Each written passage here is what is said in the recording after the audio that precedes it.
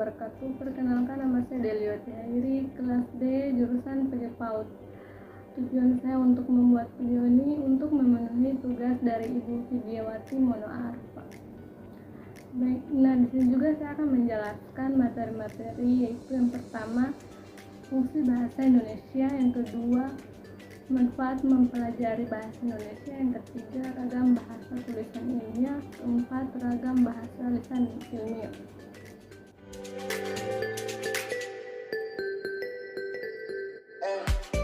Baiklah, saya akan menjelaskan fungsi bahasa Indonesia.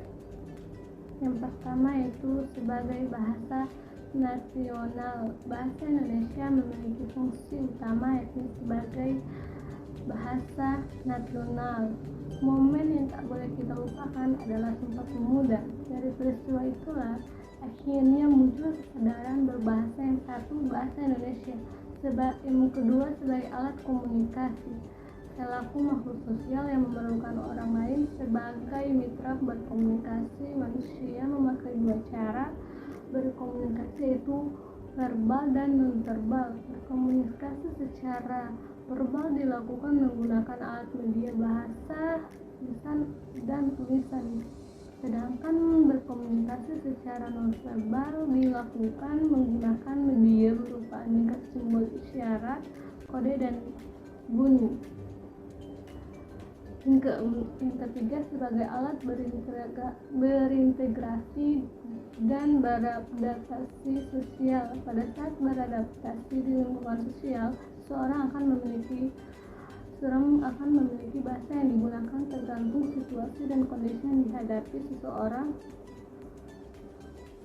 menggunakan bahasa yang non-standar pada saat berbicara dengan teman-teman dan menggunakan bahasa standar pada saat berbicara dengan orang tua.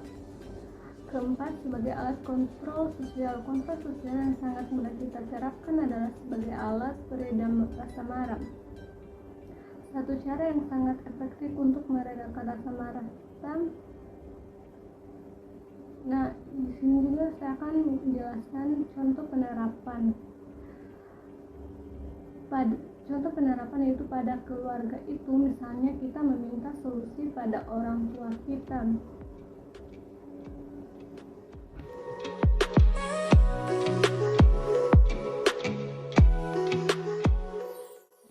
Manfaat mempelajari bahasa Indonesia. Keempat, mengenal nilai luhur budaya Indonesia. Di dalam materi pelajaran bahasa Indonesia, kamu akan diajarkan tentang pantun, puisi, pepatah, dan lainnya.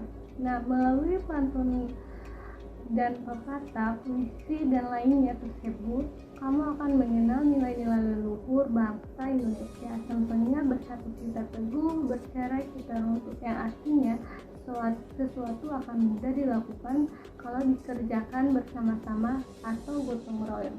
Nah, contoh penerapan yaitu di saat masyarakat bergotong royong, tentunya akan kerjasama antara masyarakat dan kepala desa.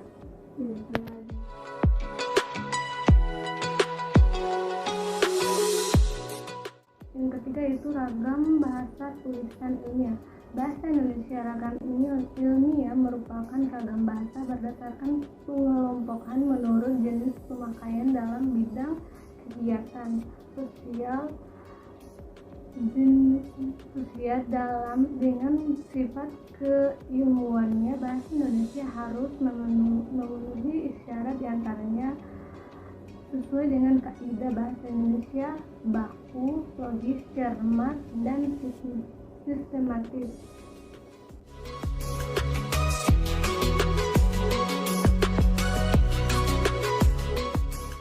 Terakhir yaitu ragam bahasa lisan ilmiah. Ragam lisan merupakan bahasa yang digunakan oleh pemakaian bahasa dalam berkomunikasi. Ragam lisan standar misalnya orang berpidato atau memberi sambutan dalam situasi perkuliahan dan ceramah. Ragam lisan standar misalnya dalam percakapan antar teman di pasar atau dalam kesempatan. Baik, sekian dari saya. Apabila ada kesalahan tolong dimaafkan. Wabillahi taufiq wal hidayah. Wassalamualaikum warahmatullahi wabarakatuh.